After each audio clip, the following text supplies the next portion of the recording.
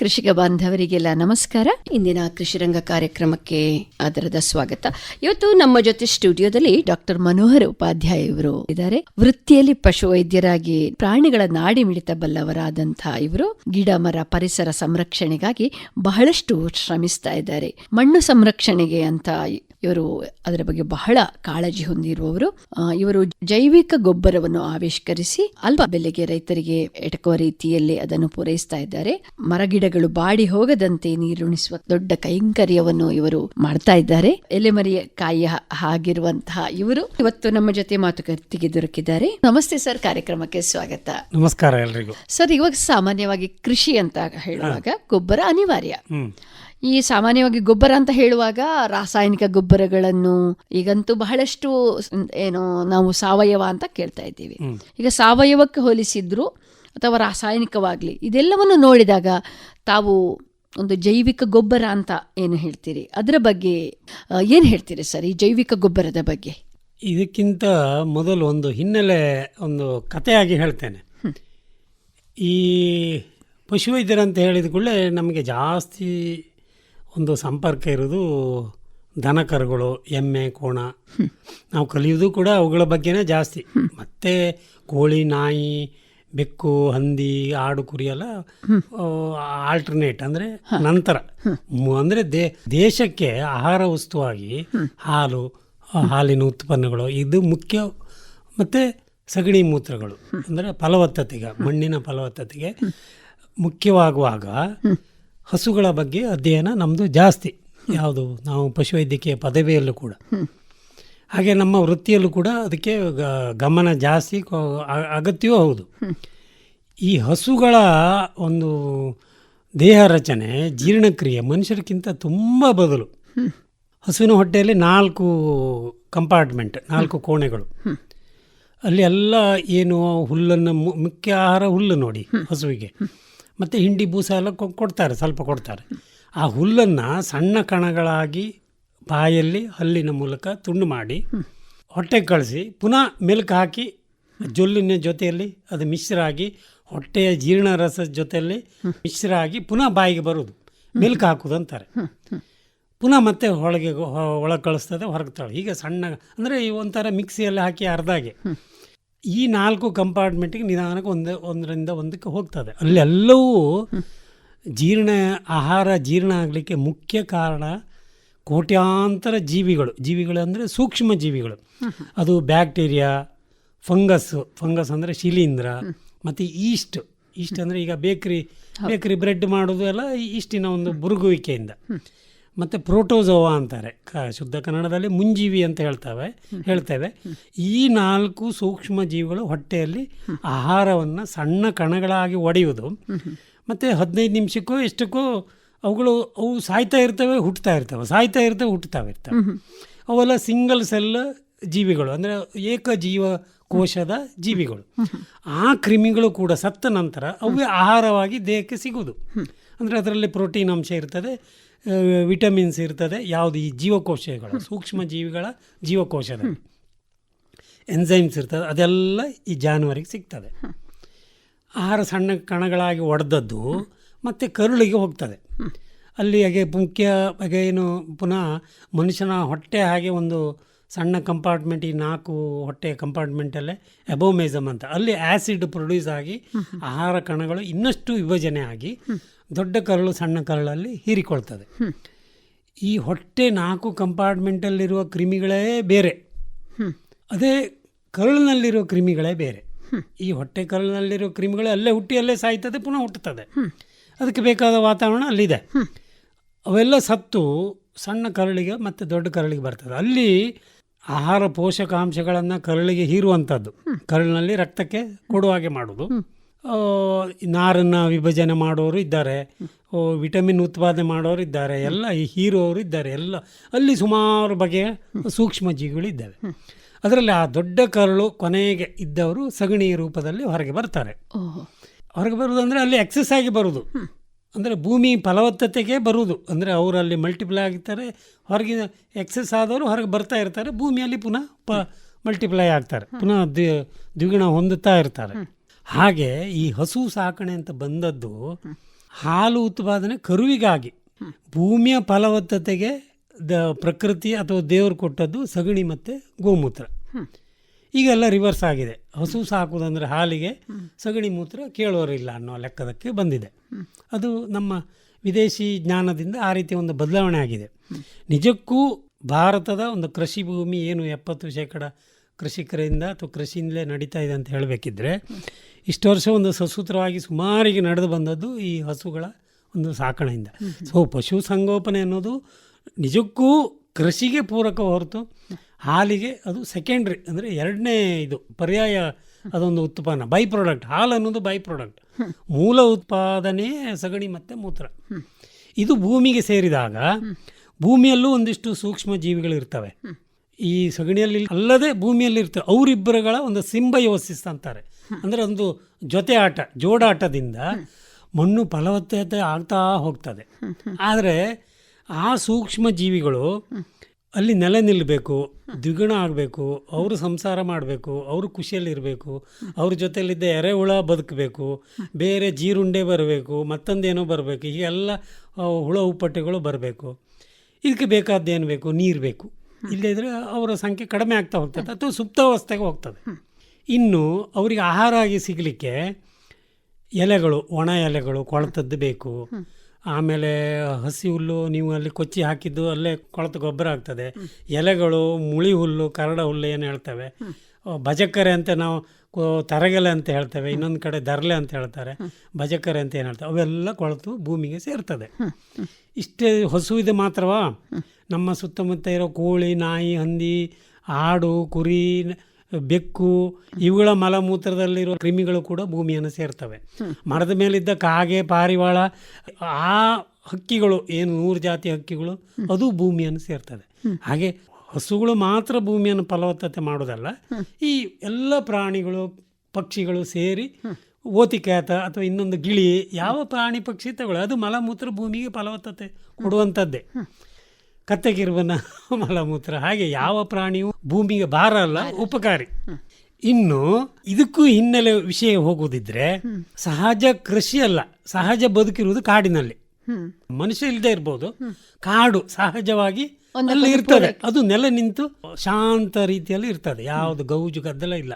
ಗುಡುಗು ಸಿಡ್ಲು ಬಂದರೆ ಮಾತ್ರ ಗೌಜು ಬಿಟ್ಟರೆ ಕಾಡಿನಲ್ಲಿ, ಅಥವಾ ಒಂದು ಜೇಂಕಾರ ಇರ್ಬೋದು, ಅಥವಾ ಹುಲಿಯ ಒಂದು ಗರ್ಜನೆ ಇರ್ಬೋದು, ಆನೆಯ ಒಂದು ಗೀಳಿರ್ಬೋದು, ಬಿಟ್ಟರೆ ಗೌಜೆ ಇಲ್ಲ ಅಲ್ಲಿ. ಹೇಗೆ ಕಾಡು ಸಮೃದ್ಧವಾಗಿ ಬೆಳೀತದೆ ಹೇಳಿ ನೋಡುವ. ಕಾಡು ಸಮೃದ್ಧ ಆಗ್ಲಿಕ್ಕೆ ಕಾರಣ ಯಾರು? ಗೊಬ್ಬರ ಹಾಕಿದಾರ? ಇಲ್ಲ. ಮಳೆ ನೀರು ಬರ್ತದೆ. ಅದಕ್ಕೆ ಹೇಳು ವನಸುಮ ಅಂತ ಹೇಳ್ತಾರೆ. ಕಾಡಿನ ಹೂವಿನ ಇಂಪಾರ್ಟೆನ್ಸ್ ಹೇಳು. ಕಾಡಿನ ಹೂವಿಗೆ ಪ್ರಚಾರ ಬೇಡ, ವನಸುಮಕ್ಕೆ.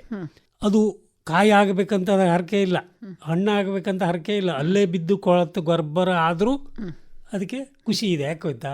ತನ್ನ ಮರದ ಬುಡಕ್ಕೆ ನಾನು ಗೊಬ್ಬರ ಆಗುದಲ್ವಾ ಅಂತ. ದೇವರ ತಲೆ ಮೇಲೆ ಹೋಗ್ಬೇಕಂತಿಲ್ಲ, ಹೆಂಗಸರ ಮುಡಿಗೆ ಹೋಗ್ಬೇಕಂತ ಅದಕ್ಕೇನು ಹರಕೆ ಇಲ್ಲ. ಹಾಗೆ ವನಸುಮದೊಳಗಿನ ಜೀವನವಂತ ಆ ಮಾತು ಹೇಳಿ ಬಂದದ್ದು ಹಾಗೆ.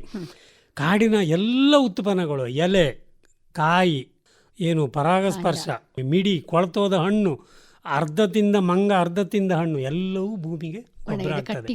ಕಟ್ಟಿಗೆ, ಒಣಗಿ ಕಟ್ಟಿಗೆ.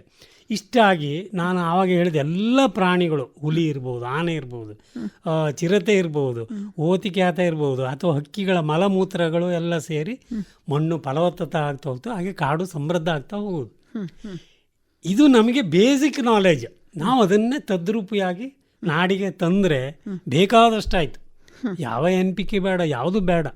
ಹೋಗಲಿ, ನಾವು ಹಣದಿಂದ ಹೋಗಿದ್ದೇವೆ ಅಥವಾ ಜಾಸ್ತಿ ಆದಾಯ ಬೇಕನ್ನೋ ಕಾರಣಕ್ಕಾಗಿ ರಾಸಾಯನಿಕ ಬಳಸುವ, ಆದರೆ ಮೂಲಭೂತ ವಿಷಯಗಳನ್ನು ಮರೆಯಬಾರ್ದು. ಇಷ್ಟು ಮಾತಾಡುವಾಗ ನಾನು ಆವಾಗ ಹೇಳಿದೆ, ಹಸುವಿನ ಸಗಣಿ ಮಲಮೂತ್ರಗಳ ಕ್ರಿಮಿಗಳು ಮತ್ತು ಮಣ್ಣಿನ ಕ್ರಿಮಿಗಳು, ಅವುಗಳ ಒಂದು ಜೋಡಾಟದಲ್ಲಿ ಸಿಂಬಯೋಸಿಸ್ ಇಂದಾಗಿ ಮಣ್ಣು ಫಲವತ್ತತೆ ಆಗ್ತಾ ಹೋಗ್ತದೆ. ಅವುಗಳ ಉಳಿಯುವಿಕೆಗೆ ಆಹಾರ ಬೇಕು. ಅದೇ ಏನು ಎಲ್ಲ ಈ ತ್ಯಾಜ್ಯ ವಸ್ತುಗಳು ಗೊಬ್ಬರ ಆಗ್ತದೆ, ನೀರು ಬೇಕು, ಮಳೆ ನೀರು ಅಥವಾ ನಾವು ಹಾಕುವ ನೀರಿಂದ ಅವುಗಳ ನೆಲೆ ನಿಂತು ಮಣ್ಣನ್ನು ಫಲವತ್ತತೆ ಮಾಡ್ತಾ ಹೋಗ್ತದೆ. ಆಗ ಯಾವ ಬೆಳೆಯೂ ಸಮೃದ್ಧ ಆಗ್ತದೆ, ರೋಗ ನಿರೋಧಕ ಶಕ್ತಿಯನ್ನು ಹೆಚ್ಚಿಸ್ತದೆ. ಮಣ್ಣು ಫಲವತ್ತತೆ ಇದ್ದಾಗ ಕಾಯಿಲೆಗಳು ಬರುವುದಿಲ್ಲ. ಎಲೆ ಮೇಲೆ ಯಾವುದೋ ಒಂದು ಹಾತೆಯೋ ಕೀಟವೋ ಫಂಗಸ್ ಬಂದರೂ ಕೂಡ ಅವರಿಗೆ ಅಲ್ಲಿ ಕುಳಿತುಕೊಳ್ಬೇಕಂತ ವಾತಾವರಣವೇ ನಿರ್ಮಾಣ ಆಗುದಿಲ್ಲ. ಇದ್ರೂ ವಿಕರ್ಷಣೆ ಮಾಡಿಬಿಡ್ತೇವೆ, ಅಷ್ಟು ಶಕ್ತಿ ಇರ್ತದೆ ಆ ಸಸ್ಯದಲ್ಲಿ.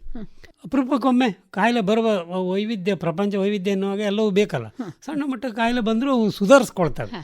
ಯಾವಾಗ ನಾವು ಮಣ್ಣನ್ನು ಇದು ಮಾಡ್ತಾ ಹೋಗ್ತೇವೆ, ನಮ್ಮ ಕಂಟ್ರೋಲಿಗೆ ತರಲಿಕ್ಕೆ ಹೋದೇವೆ ನೋಡಿ ಬೇರೆ ಬಳಕೆಯಿಂದ, ಅಲ್ಲಿ ಅಸಮತೋಲನ ಆಯಿತು, ಎರೆಹುಳುಗಳ ನಾಶ ಆಗ್ತದೆ, ಮಣ್ಣಿನಲ್ಲಿರುವ ಕ್ರಿಮಿಗಳು ನಾಶ ಆಗ್ಬೋದು, ಅಥವಾ ರೋಗಕಾರಕ ಕ್ರಿಮಿಗಳು ಜಾಸ್ತಿ ಆಗ್ಬೋದು. ಹೀಗಿದ್ದೆಲ್ಲ ಹಾಗೆ ಆಗ್ತದೆ.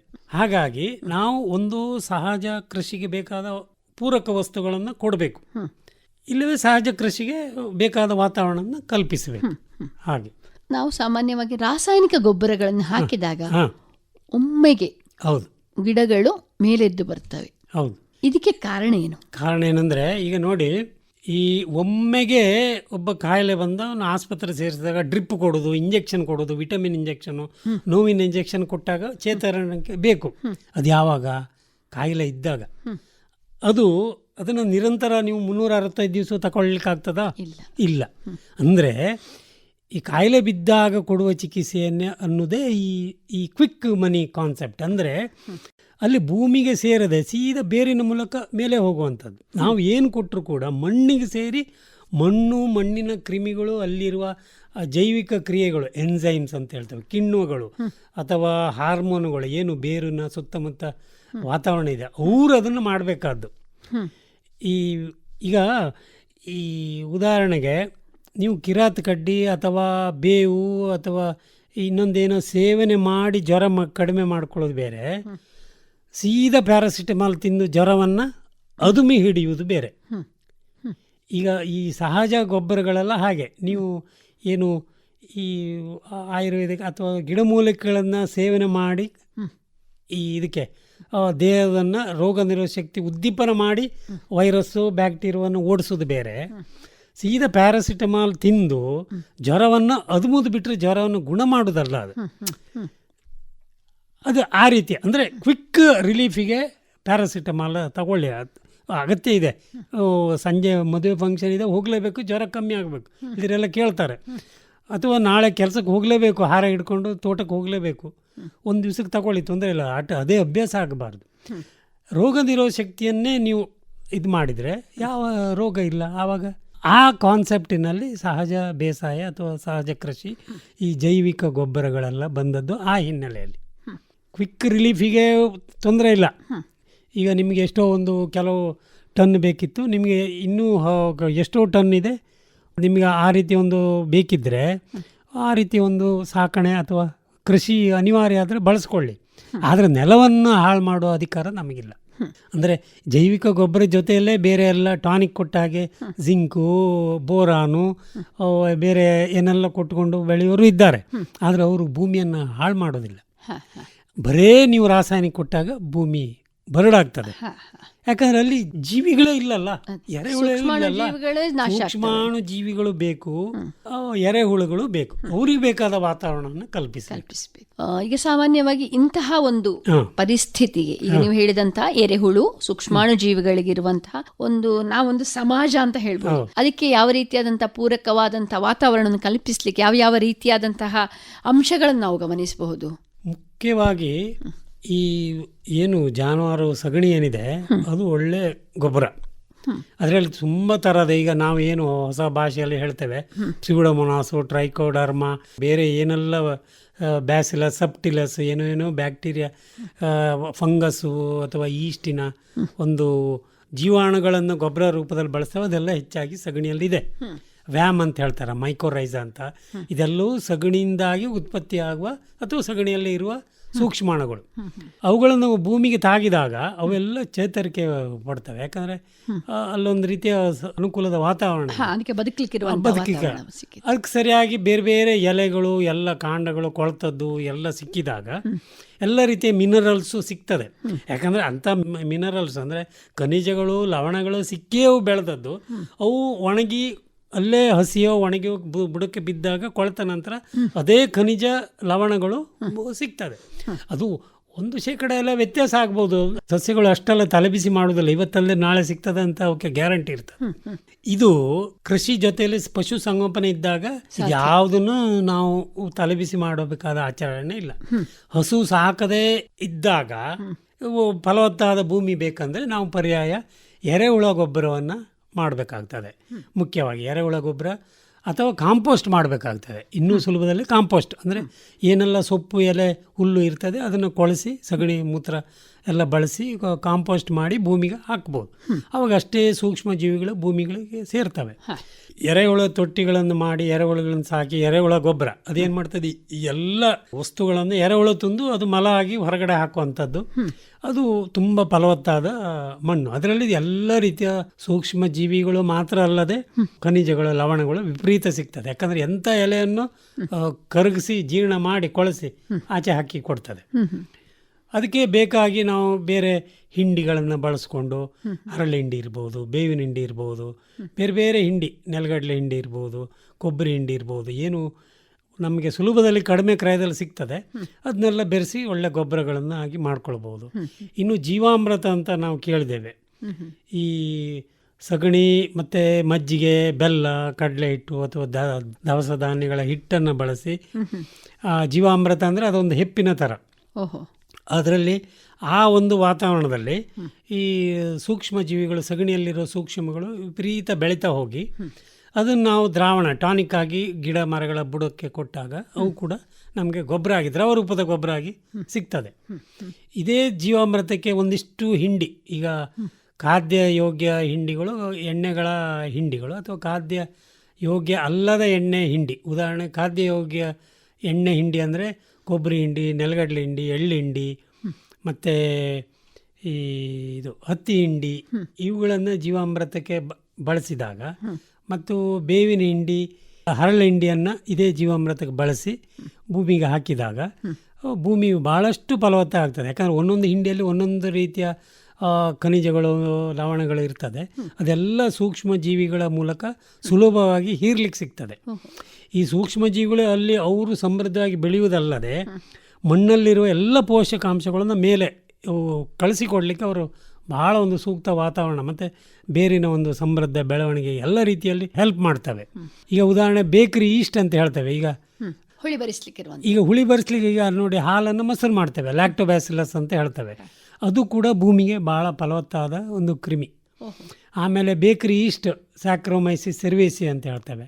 ಅದು ಕೂಡ ಭೂಮಿಗೆ ಬೇಕಾದ ಒಂದು ಈಸ್ಟ್ ಅಂದರೆ ಸೂಕ್ಷ್ಮಾಣು. ಹಾಗೆ ವೈವಿಧ್ಯವಾದ ಸೂಕ್ಷ್ಮಾಣುಗಳು ಇದೆ. ಅದು ನಾವು ಹೊರಗಿಂದಲೂ ಕೊಡ್ಬೋದು, ಕ್ರಯ ಆಗ್ತದೆ, ಕೆಲಸ ಇದೆ, ಮೈ ಮಂಡೆ ಎಲ್ಲ ವಾಸನೆ ಮಾಡ್ಕೊಳ್ಬೇಕು. ಜೀವಾಮೃತ ಎಲ್ಲ ಮಾಡುವಾಗ ತುಂಬ ಸ್ಮೆಲ್ ಬರ್ತದೆ. ಆದರೆ ಆ ಕಷ್ಟದಲ್ಲಿ ಒಂದು ಮುಂದೆ ಉತ್ಪನ್ನ ಒಳ್ಳೆ ಸಿಗುವಾಗ ಸುಖ ಇದೆ. ಇದನ್ನು ಇನ್ನೂ ಚಂದ ಮಾಡಿ ಒಬ್ಬರು ನಮಗೆ ಜ್ಞಾನ ಕೊಟ್ಟದ್ದು ಅಸ್ಸಾಮಿನ ಒಬ್ಬ ಕೃಷಿಕ ನೀಲಂ ದತ್ತ ಅಂತ. ಅವರು ಕೃಷಿಕರು, ಅವರಷ್ಟಕ್ಕೆ ಏನೆಲ್ಲ ಸಂಶೋಧನಾ ಪ್ರಯೋಗಶೀಲ ಕೃಷಿಕ ಅವರು ಬೇಸಲ್ ಡೋಸ್ ಅಂತ ಒಂದು ಗೊಬ್ಬರ ಮಾಡಿದರು. ಬಹಳ ಆಕರ್ಷಕವಾಗಿತ್ತು. ಒಂದು ನನಗೆ ಯೂಟ್ಯೂಬಲ್ಲಿ ಒಂದು ವಿಡಿಯೋ ಸಿಕ್ಕಿತು. ಈ ಕರ್ನಾಟಕದ ಇಬ್ಬರು journalist, agriculture journalist, Mallikarjuna Hosapalya ಮತ್ತು ಆನಂದ ತೀರ್ಥ ಪ್ಯಾಟಿ ಅಂತ. ಅವರು ಕೃಷಿಕರು ಹೌದು, ಪತ್ರಕರ್ತರು ಹೌದು. ಅವರು ಅಸ್ಸಾಮಿಗೆ ಹೀಗೆಲ್ಲ ಭಾರತದ ಇಡೀ ತಿರುಗ್ತಾ ಇರ್ತಾರೆ ಹೀಗೆ ಒಂದು ಇದಕ್ಕೆ ಅಧ್ಯಯನಕ್ಕೆ.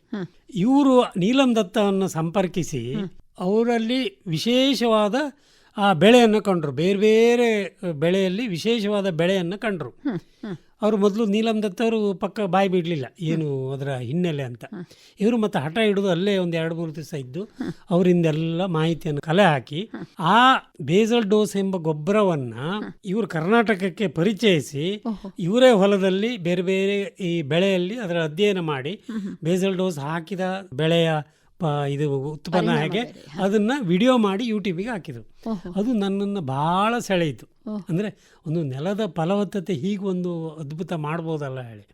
ಹಾಗೆ ನಾನು ಅದರ ಹಿಂದೆ ಸ್ವಲ್ಪ ಕುತೂಹಲಿಗನಾಗಿ ನಾನು ನನ್ನ ತೋಟದಲ್ಲಿ ಈ ಬೇಸಲ್ ಡೋಸ್ ಗೊಬ್ಬರವನ್ನು ಬಳಸಿದಾಗ ತುಂಬ ಕಾಯಿಲೆಗಳು ಇಲ್ಲವೇ ಇಲ್ಲೋ ಅನ್ನೋಷ್ಟು ಕಂಡು ಬಂದದ್ದಲ್ಲದೆ ಅಷ್ಟು ವ್ಯತ್ಯಾಸ, ಎಲೆಗಳು ದಪ್ಪ ಆಗೋದು, ಹಸಿರಾಗೋದು, ಬೆಳವಣಿಗೆ ಬರೋದು. ಅಂದರೆ ಒಂದು ಸಹಜವಾಗಿ ಒಂದು ಬೆಳೆ ಹೇಗೆ ಬೆಳಿಬೇಕು ಅದು ಅಷ್ಟು ಬಂದಾಗ ಭಾರಿ ಖುಷಿ ಆಯಿತು.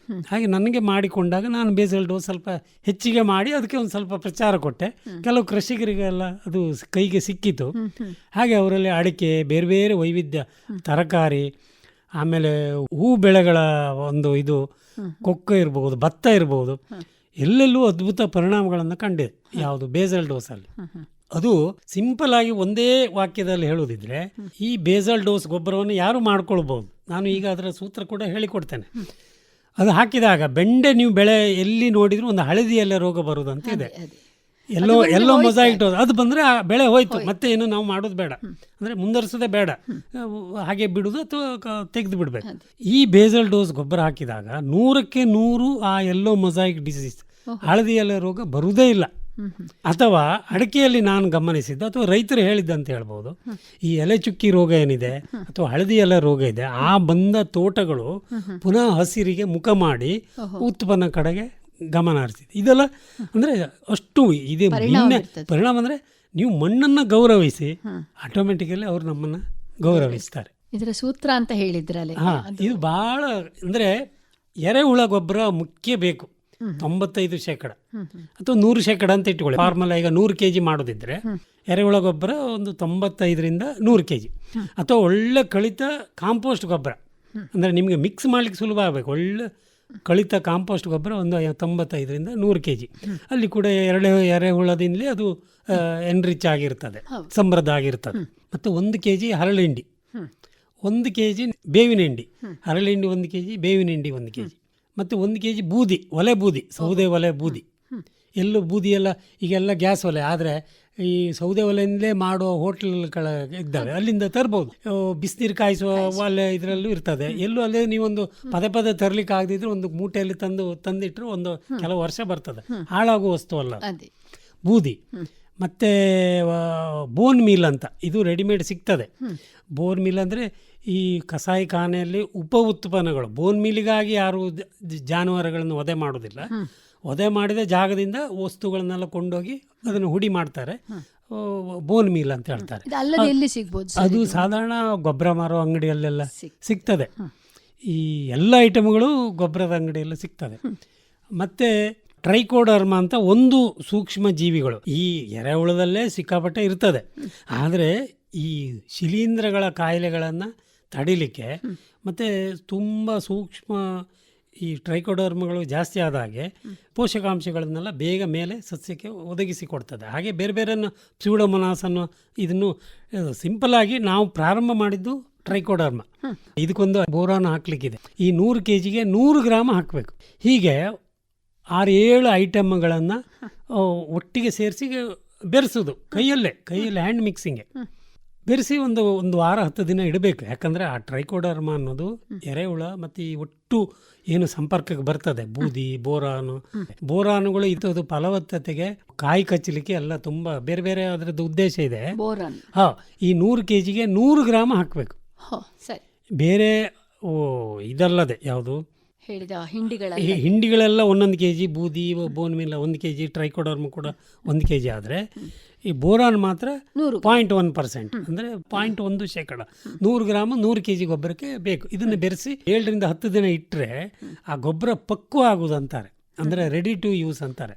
ಅಂದರೆ ಬಳಕೆಗೆ ಯೋಗ್ಯ. ಫ್ರೆಶ್ ಕೂಡ ಹಾಕಬಹುದು, ಆದರೆ ಇದರಲ್ಲೇ ತುಂಬ ಸೂಕ್ಷ್ಮಾಣುಗಳು ಅದು ವೃದ್ಧಿಯಾಗಿ ಸೀದಾ ಕೆಲಸ ಶುರು ಮಾಡ್ತವೆ. ಅದೇ ನೀವು ಫ್ರೆಶ್ ಹಾಕಿದರೆ ಭೂಮಿಯಲ್ಲಿ ಅದು ಪುನಃ ಒಂದು ಕೆಲವು ದಿವಸ ಸಮಯ ಹಿಡಿತದೆ. ನಿಮಗೆ ಫ್ರೆಶ್ ಕ್ವಿಕ್ ರಿಸಲ್ಟ್ ಬೇಕಾದರೆ 7-10 ದಿವಸ ಬಿಟ್ಟು. ಇದು ತುಂಬ ನಿಮಗೆ ಯಾವ ರೀತಿಯ ತೊಂಡೆ, ಅಲಸಂಡೆ, ಬೆಂಡೆ, ತರಕಾರಿ, ಹೂಗಿಡ, ನಿಮಗೆ ಒಂದು ಕೃಷಿಯ ಬೆಳೆಯ ಜೆನೆಟಿಕ್ ಪೊಟೆನ್ಷಿಯಾಲಿಟಿ ಅಂತ ಹೇಳ್ತಾರೆ, ಅನುವಂಶೀಯ ಸಾಮರ್ಥ್ಯವನ್ನು ಸಂಪೂರ್ಣವಾಗಿ ಹೊರಗೆ ಇಡ್ತದೆ. ಉದಾಹರಣೆಗೆ ಒಂದು ಹಾಲೆಸ್ಟೀನ್ ಹಸು 30 ಲೀಟ್ರ್ ಹಾಲು ಕೊಡೋ ಕೆಪ್ಯಾಸಿಟಿ ಇದೆ.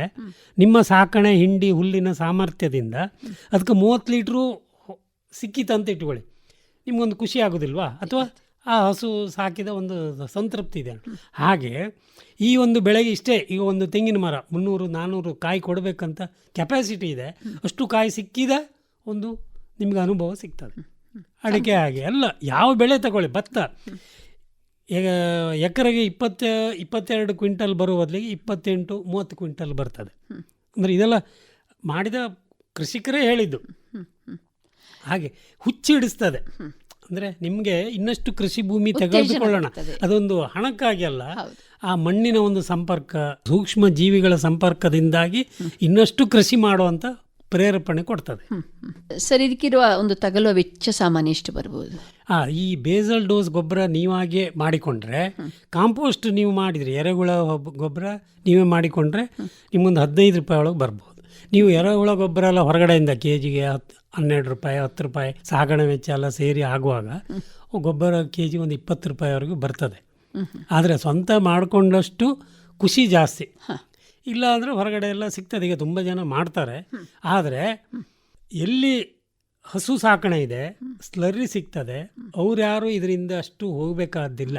ಅದೆಲ್ಲವೂ ಅದರಲ್ಲಿ ಕೊಡ್ತದೆ. ಅದಕ್ಕೆ ಬೇಕಾದ ಅಂದರೆ ನೆಲದ ಕಾರ್ಬನ್ ಲೇಯರು, ಇಂಗಾಲದ ಅಂಶ ಜಾಸ್ತಿ ಮಾಡಿ, ಹ್ಯೂಮಸನ್ನು ಜಾಸ್ತಿ ಮಾಡಿ, ಇಷ್ಟನ್ನು ಮಾಡಲಿಕ್ಕೆ ಬೇಕಾದ ಎಲ್ಲ ಎಲೆ, ಸೋಗೆ, ಬಜಕೆರೆ, ಹುಲ್ಲು ಇದನ್ನು ಸಸ್ಯದ ಬುಡಕ್ಕೆ ಸಿಗುವಾಗ ಮಾಡಿ, ಸ್ಲರ್ರಿ, ಹಟ್ಟಿ ನೀರು, ಹಟ್ಟಿ ಸಗಣಿ ಎಲ್ಲ ಹಾಕಿ, ಯಾವ ಬೇರೆ ಗೊಬ್ಬರವು ಸುಮಾರಿಗೆ ಬೇಡ. ಅಂದರೆ ಭೂಮಿ ಫಲವತ್ತ ಆಗ್ತಾ ಹೋಗ್ತದೆ. ಎಲ್ಲಿ ಇದೆಲ್ಲ ಅನುಕೂಲ ಇಲ್ಲ ನೋಡಿ, ಅಂತಲ್ಲಿ ಬೇಸಲ್ ಡೋಸು ಅದೇ ಪರಿಣಾಮವನ್ನು ಅಥವಾ ಅದಕ್ಕಿಂತ ಹೆಚ್ಚಿನ ಪರಿಣಾಮವನ್ನು ಕೊಡ್ತದೆ. ಅಥವಾ ನಾನು ಹೇಳಿದಾಗೆ ಹಿಂಡಿ ನೀರು ಅಂತ ಹೇಳಿದೆ ನೋಡಿ, 6 ಬಗೆಯ ಹಿಂಡಿ, ಅದು ಕೂಡ ಒಳ್ಳೆಯ ಪರಿಣಾಮಗಳು ಕೊಡ್ತದೆ. ಇದು ಯಾವುದು ನಾನು ಒಬ್ಬ ಕೃಷಿ ತಜ್ಞ ಅಲ್ಲ, ಪಶುವೈದ್ಯನಾಗಿ ಸಗಣಿಯ ಸೂಕ್ಷ್ಮ ಜೀವಿಗಳಿಂದ ಭೂಮಿಯಲ್ಲಾದ ಪರಿಣಾಮವನ್ನು ಗಮನಿಸಿ ಆಕರ್ಷಿತನಾಗಿ ಹೇಳುವ ಮಾತು ಹೊರತು ಅದನ್ನು ಗಮನಿಸಿ ಹೇಳಿದ್ದೇನೆ, ಮತ್ತು ನಾನು ಕೈಯಾರೆ ಮಾಡಿದ್ದನ್ನು ಹೇಳಿದ್ದೇನೆ. ಈಗ ಸಾಮಾನ್ಯವಾಗಿ ಒಂದು ಮರ ಅಥವಾ ಒಂದು ಗಿಡಕ್ಕೆ ಇಂತಹ ಒಂದು ಗೊಬ್ಬರಗಳನ್ನು ಎಷ್ಟು ಹಾಕಬೇಕಾಗ್ತದೆ? ಈ ತರಕಾರಿ ಹೂ ಗಿಡಗಳೇ ಯಾವುದೇ ಇರಲಿ, ತರಕಾರಿ ಹೂ ಗಿಡಗಳು ಪದೇ ಪದೇ ನಮಗೆ ಕೊಯ್ಲಿಗೆ ಸಿಗ್ತದೆ. ಹೂ ಇರಲಿ ಪದೇ ಪದೇ ನಾವು ಕೀಳ್ತೇವೆ ಅಂತ ಇಟ್ಕೊಳ್ಳಿ, ಅಥವಾ ಇವತ್ತು ಹೂ ಆಗಿದೆ ನಾಳೆ ಕೊಳೆತು ಬಿದ್ದು ಹೋಗ್ತದೆ. ತೊಂಡೆ 2 ದಿವಸಕ್ಕೊಮ್ಮೆ ತೆಗಿತೇವೆ, ಅಥವಾ ಬೆಂಡೆ ದಿವಸ ಅಥವಾ 2 ದಿವಸಕ್ಕೆ ತೆಗಿತೇವೆ. ಹಾಗಾಗಿ ಅವರಿಗೆ ಸಾಕಷ್ಟು ಹೆಚ್ಚಿನ ಗೊಬ್ಬರ ಬೇಕು. ಹಾಗಾಗಿ ನೀವು ತಿಂಗಳಿಗೊಮ್ಮೆ ಒಂದು 100 ಗ್ರಾಮ್ ಬೇಕಾಗ್ತದೆ. ಯಾವುದು ಈ ನಾನು ಹೇಳಿದ ಬೇಸಲ್ ಡೋಸ್. ಅದೇ ಅಡಿಕೆ ಜೊತೆ ಕಾಳು ಮೆಣಸಿದೆ ಅಂತ ಇಟ್ಕೊಳ್ಳಿ, ವರ್ಷಕ್ಕೆ 2ರಿಂದ 4 kg ಬೇಕಾಗ್ತದೆ. 4 kg ಕೊಟ್ಟರೆ ಒಳ್ಳೇದು. ಈ ಡಿವೈಡ್ ಮಾಡಿ ಕೊಟ್ಟರೆ ಒಳ್ಳೇದು. ಈಗ 6 ತಿಂಗಳಿಗೆ 1ರಿಂದ 2 kg, ಪುನಃ ಮತ್ತೆ 6 ತಿಂಗಳಿಗೆ 1-2. ಬರೀ ಅಡಿಕೆ ಆದರೆ ಇಡೀ ವರ್ಷಕ್ಕೆ 2 kg ಸಾಕು. 1 kg 2 ಸರಿ ಹಾಕ್ಬೋದು. ಏನು ಮಾಡಬೇಕಂದ್ರೆ, ಭತ್ತಕ್ಕಾದರೆ ಎಕರೆಗೆ ಒಂದು 150 kg ಬೇಕಾಗ್ತದೆ. ತೆಂಗಿಗಾದರೆ ಒಂದು 4ರಿಂದ 8 kg ಬೇಕು ಈ ಬೇಸಲ್ ಡೋಸ್ ಗೊಬ್ಬರ. ಈ ಬೇಸಲ್ ಡೋಸ್ ಹೇಳಿದಿರಲ್ಲ, ಇದೇನು ನಾವು ಏರ್ಟೈಟ್ ಇದರ ಇಲ್ಲ, ಅವ್ರಿಗೆ ಗಾಳಿ ತಾಗಬೇಕು. ಏರ್ಟೈಟ್ ಇಟ್ಟಷ್ಟು ಅನರೋಬಿಕ್ ಅಂದರೆ ಗಾಳಿಯ ಸಂಪರ್ಕ ಇಲ್ಲದ ಕ್ರಿಮಿಗಳು ಮಾತ್ರ ಬದುಕಿದ್ದು, ಗಾಳಿಯ ಸಂಪರ್ಕಕ್ಕೆ ಬರುವ ಬೇರೆ ಕ್ರಿಮಿಗಳು ಸತ್ತು ಹೋಗ್ತವೆ. ಆವಾಗ ವೃದ್ಧಿ ಆಗುವುದಿಲ್ಲ, ಆವಾಗ ನಮಗೆ ಉಪದ್ರವೇ. ಅವುಗಳು ಸ್ವಲ್ಪ ಇರ್ತವೆ, ಇವರು ಇರ್ತಾರೆ, ಅದೊಂದು ಮಜಾ ಬೇರೆ. ಹಾಗಾಗಿ ಯಾವ ಗೊಬ್ಬರನ್ನು ಏರ್ ಟೈಟ್ ಇಡ್ಲಿಕ್ಕಿಲ್ಲ. ಮತ್ತೆ ಗ್ಯಾಸ್ ತುಂಬ್ತದೆ, ವಿಪರೀತ ವಾಸನೆ ಬರ್ತದೆ. ನಿಮ್ಮ ಮನೆ ಹತ್ರ ಯಾವುದನ್ನು ಅದು ಮಾಡಲಿಕ್ಕೆ ಆಗೋದಿಲ್ಲ, ಆಚೆ ಈಚೆಯವರಿಗೆಲ್ಲ ತೊಂದರೆ ಆಗ್ತದೆ. ಹಾಗಾಗಿ ಎಲ್ಲವೂ ಗಾಳಿಯ ಸಂಪರ್ಕದಲ್ಲೇ ಇರುವಂಥದ್ದು. ಬಳಸುವಾಗ ಏನು ಒಂದು ಮುತುವರ್ಜಿ ಅಂದರೆ, ಇದರಲ್ಲಿ ಸಿಕ್ಕಾಪಟ್ಟೆ ಸೂಕ್ಷ್ಮ ಜೀವಿಗಳು ಇರ್ತವೆ ಮತ್ತು ಪೋಷಕಾಂಶಗಳು ಇರ್ತದೆ. ಬಿಸಿಲಿಗೆ ಅವು ಒಡ್ಡಿದಾಗ ಅವುಗಳ ಕಾರ್ಯಕ್ಷಮತೆ ಕಡಿಮೆ ಆಗ್ತದೆ. ಅದಕ್ಕೆ ಏನಂದರೆ, ಒಂದು ಮರದ ಸಸ್ಯದ ಬುಡಕ್ಕೆ ಹಾಕಿದಾಗ ಅಲ್ಲೇ ಇರುವ ಮಣ್ಣಿಂದ ಅದ್ರ ಮುಚ್ಚಬೇಕು, ಅಥವಾ ಯಾವುದಾದ್ರೂ ಮಲ್ಚಿಂಗ್, ಎಲೆ, ಸೋಗೆ, ಹೆಡೆ, ಬಜಕರೆ, ತರಗೆಲೆ, ಹುಲ್ಲು ಅದರಿಂದ ಮುಚ್ಚಿದ್ರೆ ಆಯಿತು. ಆವಾಗ ಅದಕ್ಕೆ ರಕ್ಷಣೆ ಸಿಕ್ತು. ನೆಲಕ್ಕೆ ಅದು ಟಚ್ ಆದಾಗೆ ಅವುಗಳ ಕೆಲಸ ವಿಪರೀತ ಬೇಗ ಪಡ್ಕೊಳ್ತದೆ.